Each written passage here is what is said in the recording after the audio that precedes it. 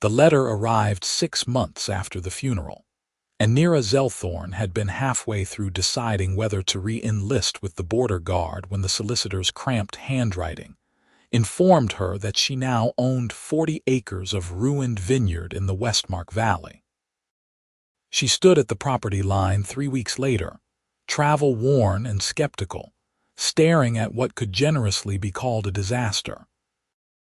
The main house sagged like a drunk after last call, shutters hanging from single hinges, and the vineyard itself sprawled across rolling hills in chaotic tangles of dead wood and aggressive weeds.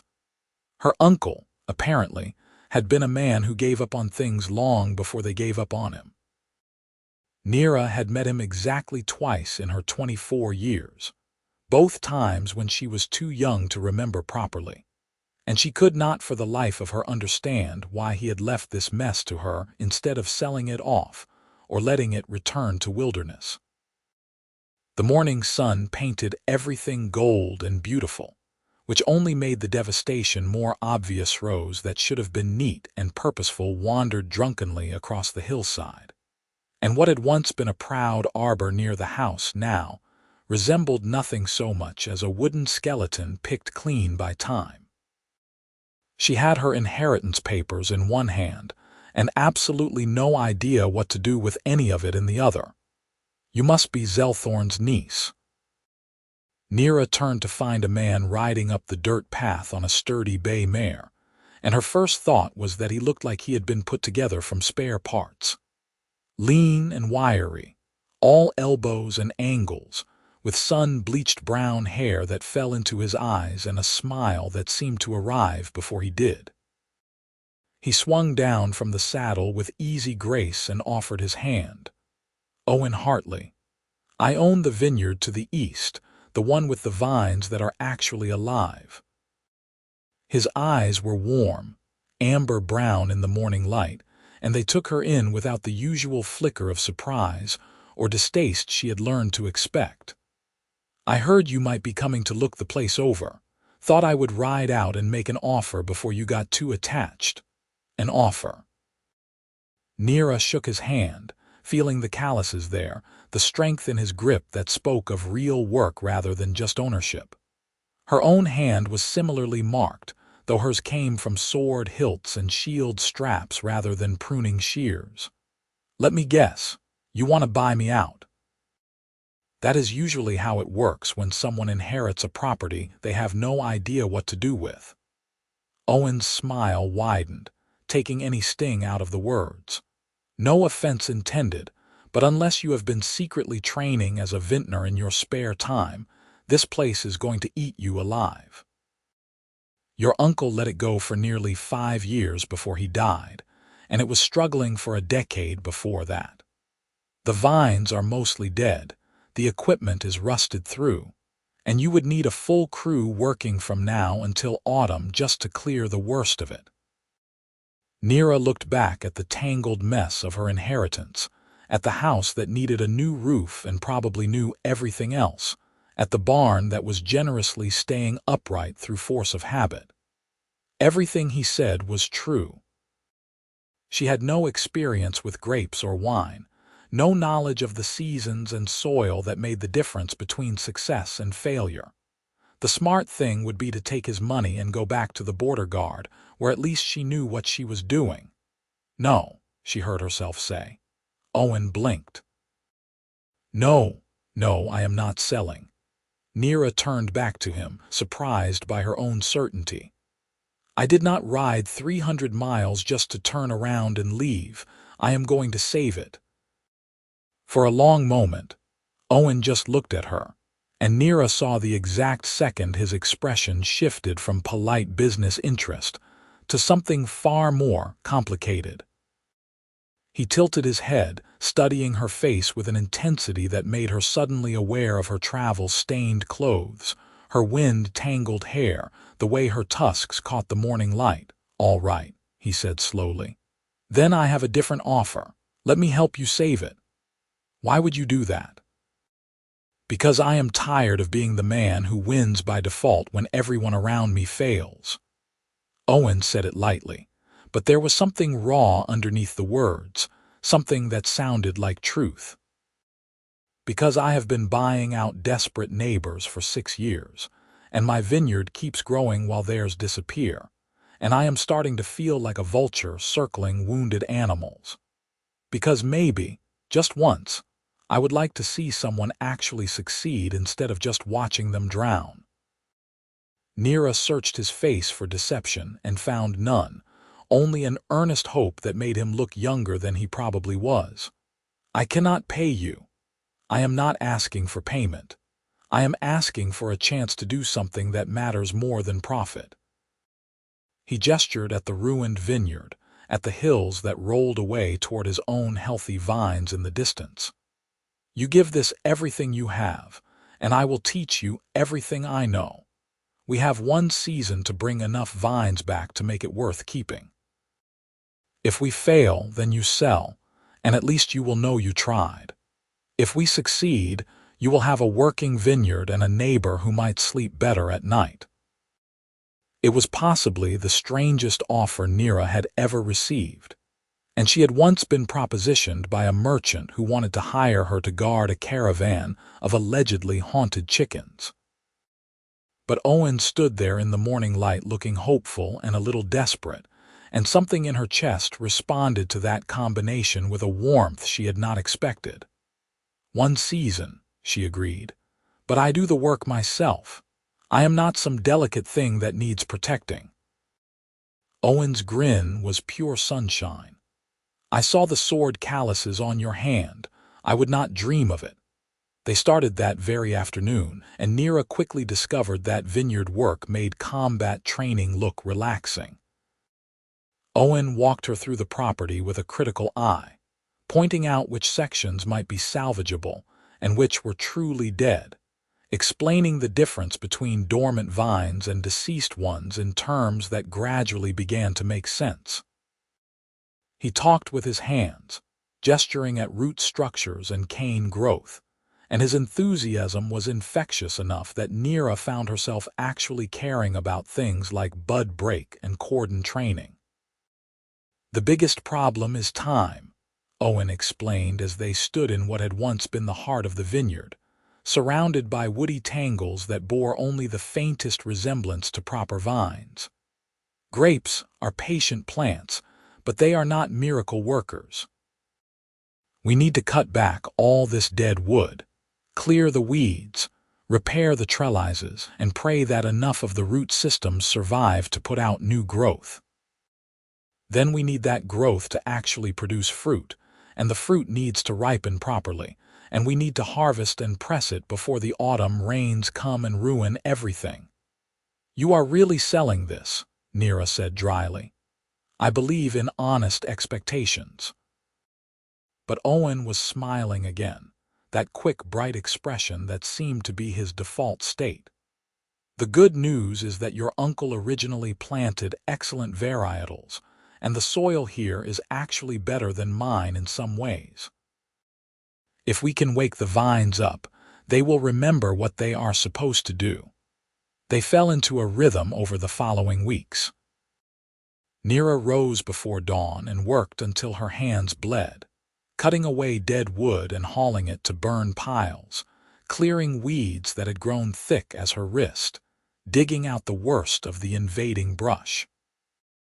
Owen appeared each morning with tools and advice, working beside her with a tireless energy that belied his lean frame. He told stories while they worked, rambling tales about wine-making disasters and merchant feuds, and the year a fox got into his fermentation house and drunk stumbled around knocking over everything breakable. You are making that up, Nira accused, wrestling with a particularly stubborn root ball. I absolutely am not. I have witnesses. The fox survived if you are worried, but my pride did not. Owen hauled on the root from the other side, his shoulders straining. My father never let me forget it. He brought it up at every dinner for months. Remember when Owen got outsmarted by wildlife? Remember when our son proved himself less intelligent than a fox? Your father sounds delightful. He was complicated. Owen's voice went quiet for a moment. He built the vineyard from nothing, and he wanted me to be worthy of inheriting it. I am not sure I ever convinced him that I was. Nira looked up and found Owen's expression unguarded, vulnerable in a way that made her throat tight. You are here teaching a complete stranger how to save her dead vineyard instead of just buying it from her. I think that says something about your worth. Owen met her eyes, and something passed between them that had nothing to do with vines or vineyards. Maybe, he said softly, or maybe I just like your company. The first buds appeared in mid-spring, tiny green promises pushing through bark that Nira had been certain was lifeless. She found them on a cool morning when mist still clung to the valley, and she actually shouted in triumph, running to find Owen where he was repairing a trellis post in the eastern section. They are growing. Owen, they are actually growing. He turned just in time for her to crash into him, grabbing his shoulders and shaking him with delight. His hands came up automatically to steady her, landing on her waist, and they both froze as the touch registered. Nira was suddenly, acutely aware of how close they were standing, of the way Owen's eyes had gone wide and dark, of how his fingers pressed against her sides with a heat that burned even through her shirt. "That is wonderful," Owen said, and his voice had gone rough. "The buds, I mean." "That is really wonderful, Nira." She should step back. She knew she should step back. Instead, she stayed exactly where she was and watched Owen's gaze drop to her mouth, then jerk back up to her eyes with something like panic. "You should come see them," she managed. "Yes, seeing them." "That is a good idea." But neither of them moved for a long moment, and when they finally did, it was slowly, reluctantly, like pulling apart magnets. The buds became leaves, and the leaves became shoots, and the shoots began to show the first hint of flower clusters. Owen taught Nira about canopy management and shoot positioning, about the delicate balance between foliage and fruit, and she absorbed it all with a hunger that surprised her. She had spent years learning the efficient ways to hurt people, the tactical advantage of high ground, the weak points in armor and defense. This was different. This was about nurturing and patience, about working with living things that responded to care and attention, and something in her that had been tightly wound since childhood began, very slowly, to uncoil. They took to sharing lunch on the hillside overlooking both properties, sitting in the shade of an old oak that marked the boundary between their lands. Owen brought bread and cheese from his house, and Nira contributed dried fruit from her dwindling travel supplies, and they ate and talked and watched the valley spread out beneath them in shades of green and gold. "Why did you leave the border guard?" Owen asked one afternoon, lying back in the grass with his hands behind his head. "If you do not mind me asking." Nira considered how much to tell him. "I was good at it. Too good, maybe. They wanted to promote me, give me a command position, and I realized I did not want to be responsible for sending other people to fight anymore. I had seen enough of what that cost." She plucked a blade of grass, twisting it between her fingers. When the letter about the vineyard came, it felt like a sign, a chance to do something that created life instead of ending it. Owen rolled onto his side to look at her properly. "Do you miss it, the guard?" "Sometimes. I miss the certainty of it. The clear lines between right and wrong, enemy and ally." Nira met his eyes. "But I do not miss the fear. People looked at me and saw a monster in uniform, something to be aimed at other monsters. Here, you just look at me and see a person. I see more than that." Owen's voice was soft, almost inaudible. "I see someone extraordinary who is choosing to be kind even though the world has not been particularly kind to her. I see someone who works harder than anyone I have ever met and never complains. I see someone who makes me want to be better than I am." Nira's breath caught. "Owen." He sat up in a rush, not quite meeting her eyes anymore, Sorry, that was too much. I should not have said that. Why did you really offer to help me? Nira asked quietly, the truth this time. Owen was quiet for so long she thought he might not answer. When he finally spoke, his voice was barely above a whisper. Because you looked at me like I was just a man. Not Owen Hartley, who owns the successful Vineyard, not the Hartley heir with his father's legacy to maintain, just a person. Do you know how rare that is? Everyone in this valley either wants something from me or resents me for having what they do not. But you did not know who I was, and you still looked at me like I mattered. He laughed, the sound bitter. And I fell in love with you right there, standing at your property line, before you had even decided to stay. The world seemed to hold its breath. Nira could hear her own heartbeat, could feel the way her hands had started trembling. You fell in love with me. Spectacularly. Immediately. Completely. Owen finally looked at her, and his eyes were full of fear and hope and desperate honesty. And I know this is the worst possible timing. And I know I am supposed to be helping you save your vineyard without expectations. But I cannot keep pretending I am just being a good neighbor when the truth is I wake up every morning thinking about seeing you and go to bed every night replaying everything you said that day. So yes, I fell in love with you, and I am sorry if that ruins everything, but I needed you to know. Nira reached out and caught his hand, lacing their fingers together and marveling at how natural it felt. You are an idiot, she said fondly. I have been in love with you since you brought me those grafting tools, and spent 2 hours explaining their use in excruciating detail, because you wanted to make sure I understood properly. You got this little wrinkle between your eyebrows when you were concentrating, and I wanted to kiss it so badly I had to excuse myself. Owen stared at her. You what? I love you, Nira said clearly. I love your terrible jokes and your endless optimism, and the way you care about things so deeply it scares you. I love that you would rather help a neighbor succeed than profit from their failure.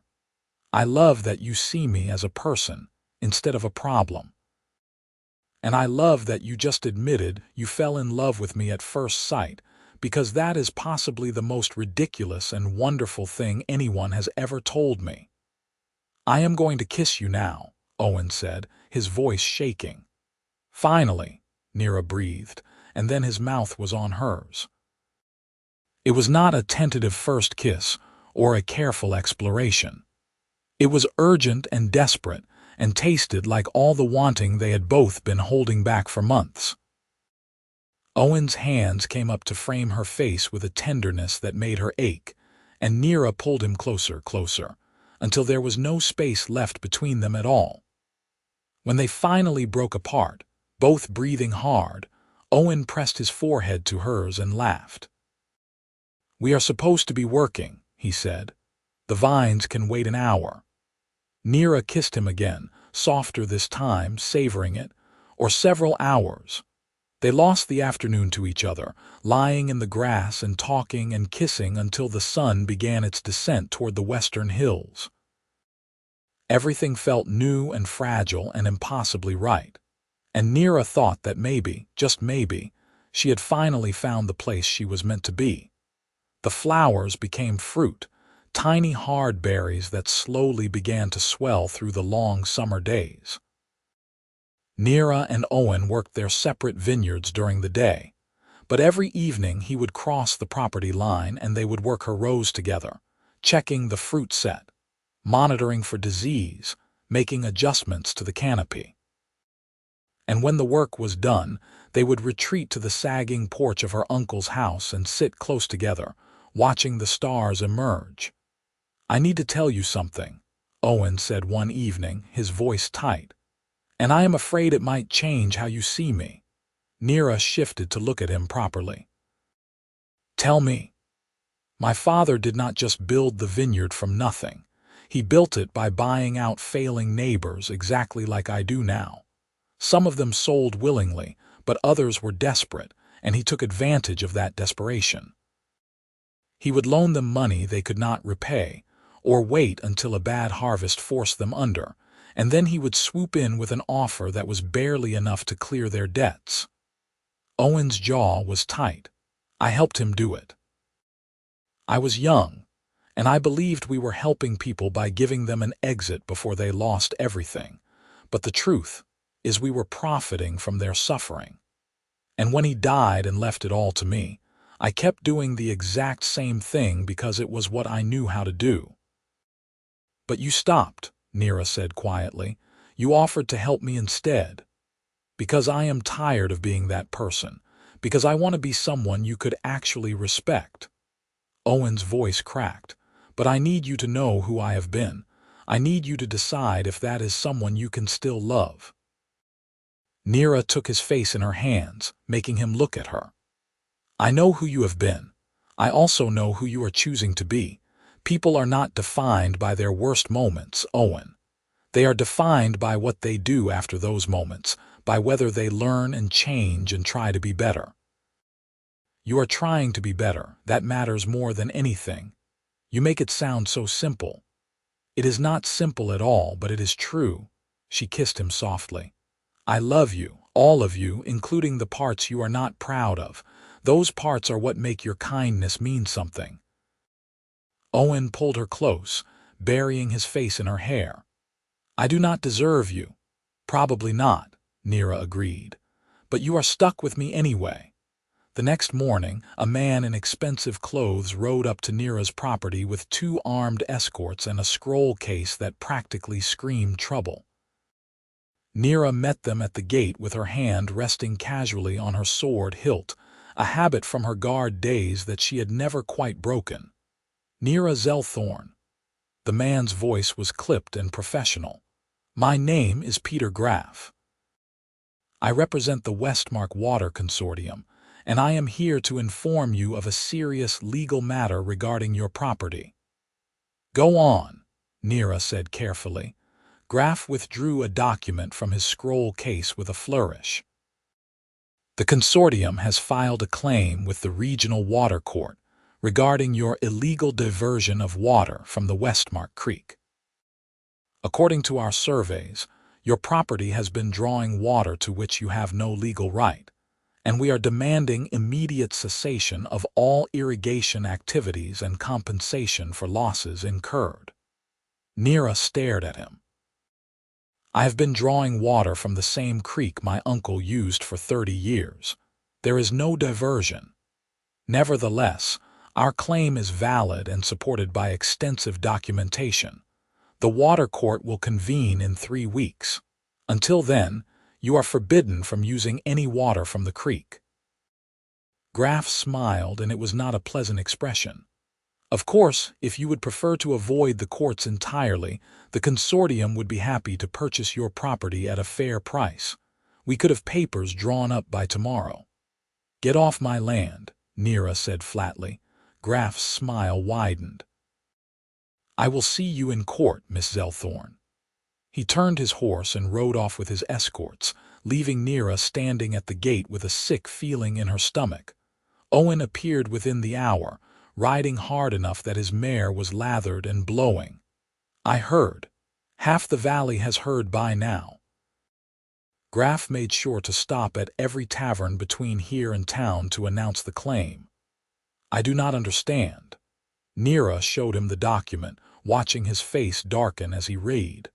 I am using the same water rights my uncle had. How can they possibly claim it is illegal? Because they are lying. Owen's voice was harsh. The consortium has been trying to buy up water rights for years. They want to control the entire creek, and you are in their way. So they fabricated a claim and are betting you will be too intimidated or too poor to fight it. I am definitely too poor to fight it. Nira sat down heavily on the porch steps. I spent everything I had just getting here and buying basic supplies. I cannot afford a lawyer, let alone whatever it costs to contest a water court claim. Then we will fight it ourselves. Owen sat beside her, taking her hand. I have maps, original survey documents, records from when my father bought his property showing where the water rights were established. We can prove your uncle had legitimate rights to that water, and we can prove the consortium's claim is false. Why would they risk making a false claim? They have to know it could be disproved. Because most people do not have the resources to disprove it. Most people just sell and move on rather than fight. Owen's jaw tightened. And even if we win, they will have succeeded in delaying your harvest and costing you time you cannot afford to lose. It is intimidation, pure and simple. Nira looked at her vineyard, at the vines that were finally coming back to life, at the fruit that was swelling toward ripeness. She thought about walking away, about taking whatever money she could get and leaving this fight to someone else.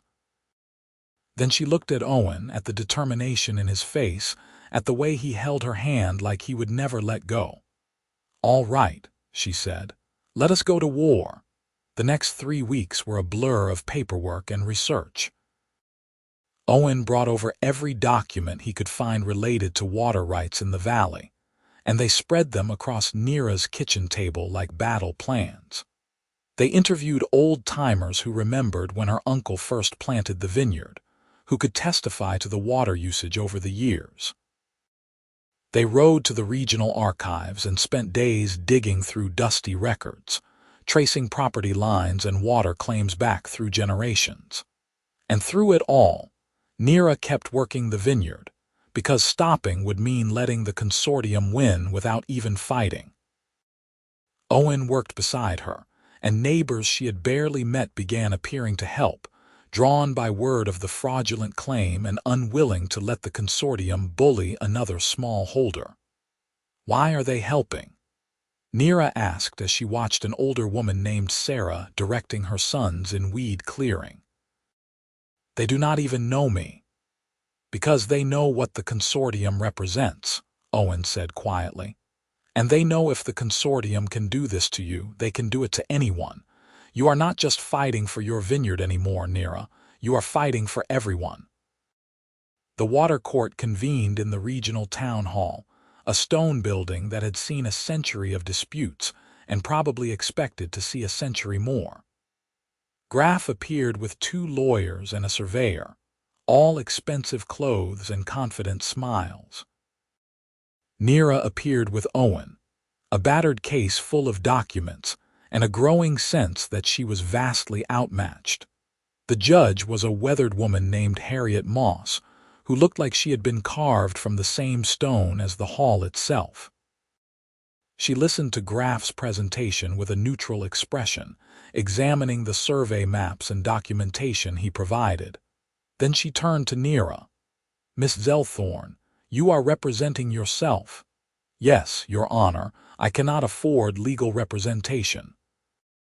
Nira stood, feeling Owen's steadying presence beside her. "But I have evidence that the consortium's claim is false." "Present it." Nira laid out her case piece by piece. Original property documents showing where her uncle's land ended and the creek began. Water rights deeds dating back 40 years. Testimony from neighbors confirming that the water usage had been consistent and unchallenged for decades.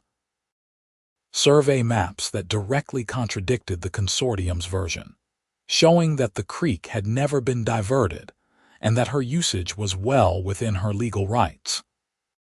Graff tried to interrupt, tried to poke holes in her evidence, but Nira had spent 6 years as a border guard learning to present clear, unshakable reports. She laid out facts like stones in a wall, each one supporting the next, until the picture was undeniable.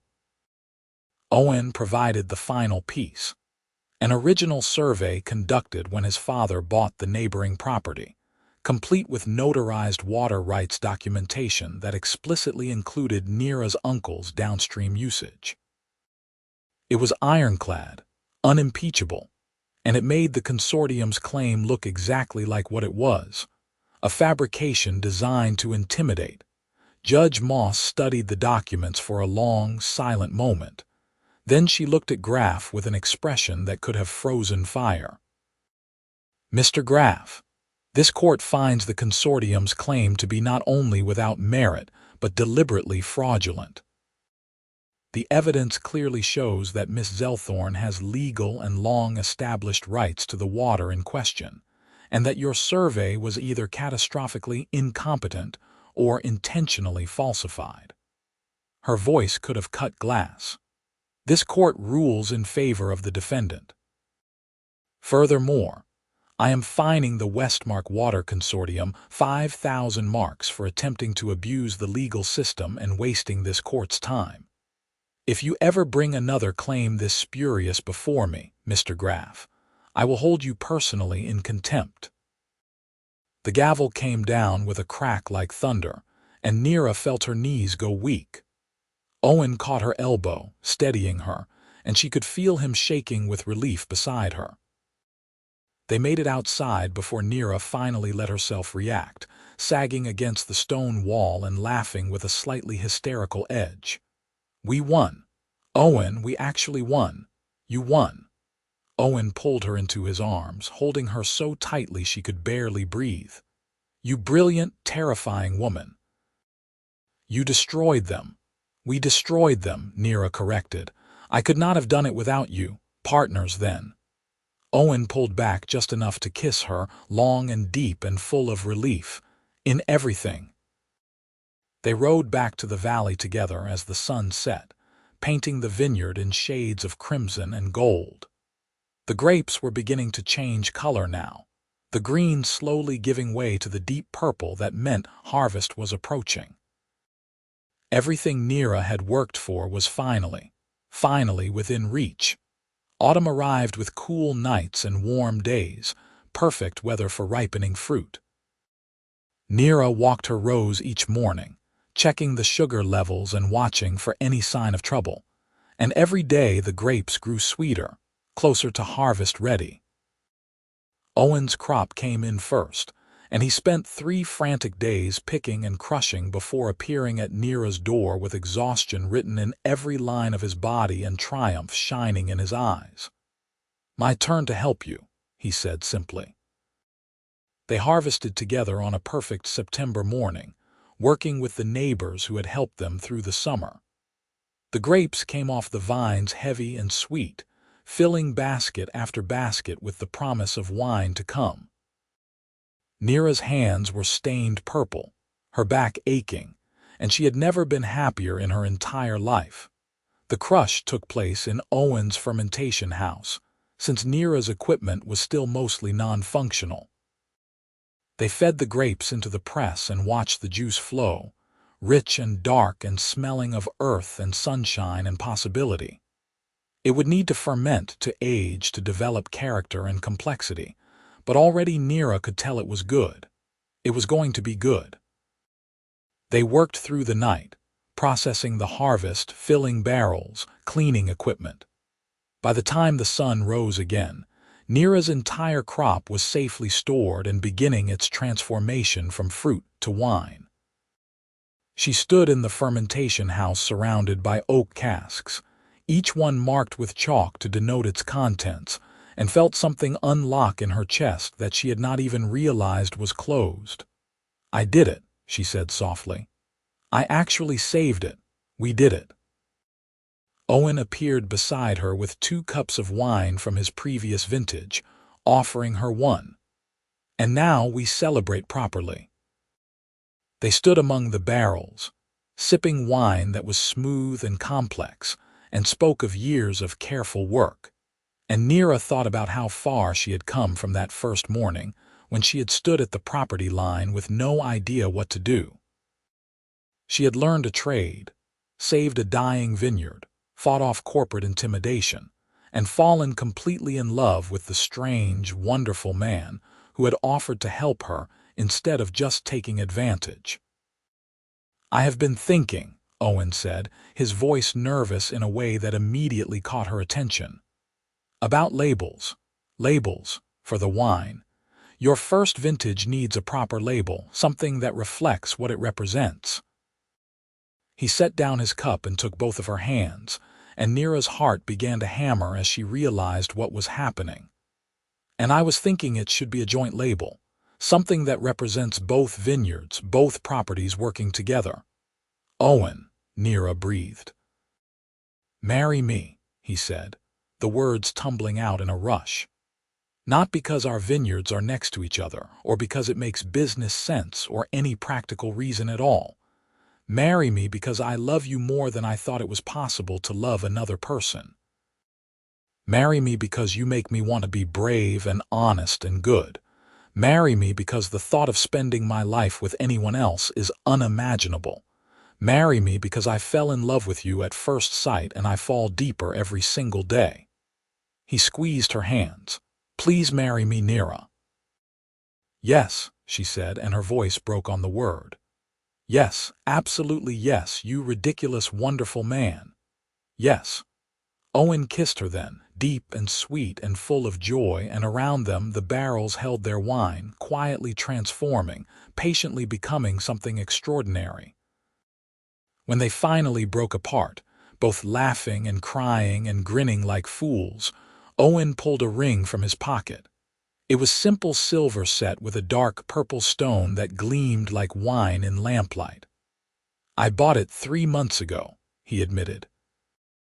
I've been carrying it around waiting for the right moment, and then I realized tonight was perfect. Our harvest together, our wine together, the beginning of everything. Nira let him slide the ring onto her finger, marveling at how right it felt. A joint label, she said. I like that idea. What should we call it? Owen thought for a moment, his eyes distant. Hartley Zelthorne Vineyards, equal partnership, equal pride. Perfect. Nira kissed him again, softer this time. When should we get married? Tomorrow, Owen suggested hopefully. Next week, as soon as humanly possible. Nira laughed. Let us say spring.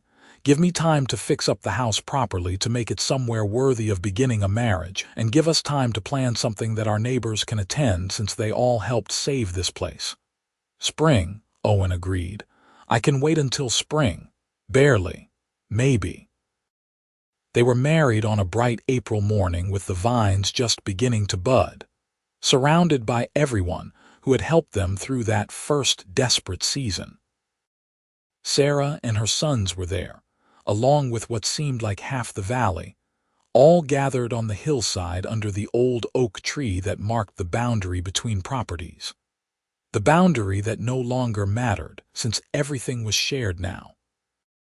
Nira wore a dress the color of new leaves, and Owen wore a vest embroidered with grapevines, and they spoke their vows with voices that shook with emotion and hands that held each other tightly enough to leave marks. When the officiant pronounced them married, the entire assembly cheered, and someone produced instruments, and the celebration spilled down the hillside into a party that lasted until the stars came out. Happy? Owen asked as they danced in the torchlight, his arms around her waist and his smile brighter than the flames. Happier than I knew was possible, Nira said honestly. I came here expecting nothing and I found everything. We found each other. Owen spun her, laughing when she stumbled and caught herself against his chest. And we are going to grow the best grapes in the entire valley and make the finest wine, and drive the consortium absolutely crazy with our success. That sounds perfect, Nira said, and kissed her husband under the spring stars while around them their neighbors danced and their vines grew, and their future spread out in endless, beautiful possibility. The first bottles of their joint vintage were released that autumn, labeled with their combined name, and a design that showed 2 vineyards flowing together into one. They sold out within a week, and orders came in from merchants across the region, all wanting to taste the wine that had become a legend before it even existed. The orc woman and her human neighbor who had saved a dying vineyard and built something extraordinary from ruins and determination and love. Nira and Owen worked the land together through the changing seasons, learning each other's rhythms and preferences, building not just a vineyard but a life. They argued about pruning techniques and agreed on everything important. They expanded slowly, carefully, always mindful of sustainability over growth.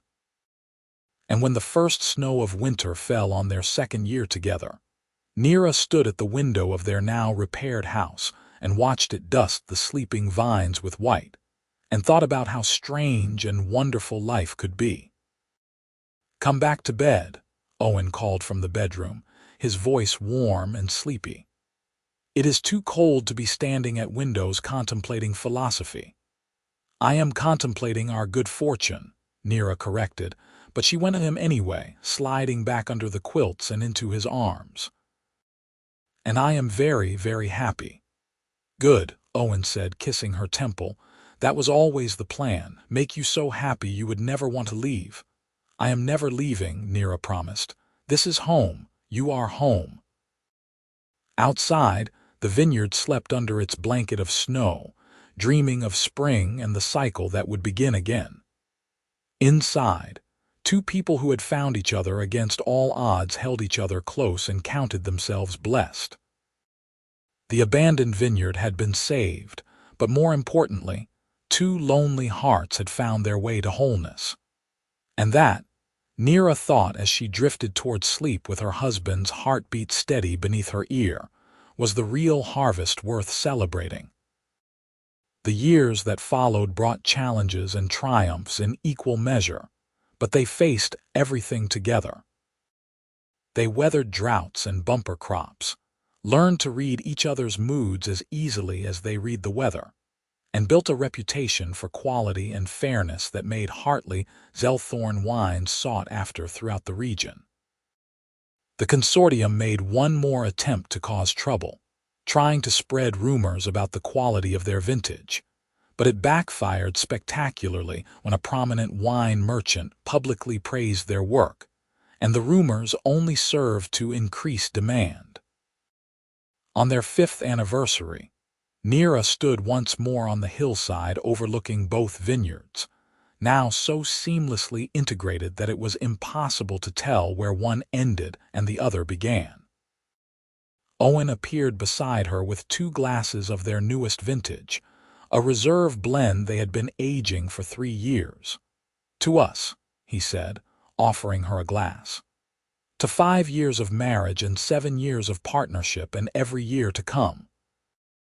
"To us," Nira echoed, and they drank together as the sun set over their vines, painting everything in shades of gold and amber and deep, contented purple. "And to the neighbor who offered to save my vineyard beside me instead of just buying it out from under me." "Best decision I ever made," Owen said softly. "Falling in love with you that first morning and deciding to do something about it instead of just being a good businessman." "Second best decision," Nira corrected, leaning into his side. "The best decision was asking me to marry you." "Fair point." Owen kissed the top of her head, his arm secure around her shoulders. "Think we will still be standing here in 50 years, arguing about which decision was better?" "Absolutely," Nira said. "And we will still be making the finest wine in the valley, and driving our neighbors crazy with how disgustingly happy we are." "Sounds perfect," Owen agreed, and they stood together watching night fall over their vineyard, their home, their life built from abandoned ruins and persistent hope. The vines would sleep soon, and in spring they would wake again, and the cycle would continue year after year, constant and reliable as the love between two people who had chosen to save something beautiful together.